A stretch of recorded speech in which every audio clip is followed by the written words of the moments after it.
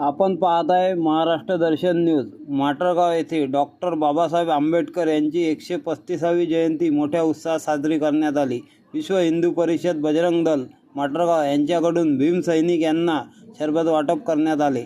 तसेच जलम पोलीस स्टेशनचे ठाणेदार अमोल सांगळे साहेब यांच्या मार्गदर्शनात कडेकोट बंदोबस्तात मिरवणूक शांततेत पार पडली।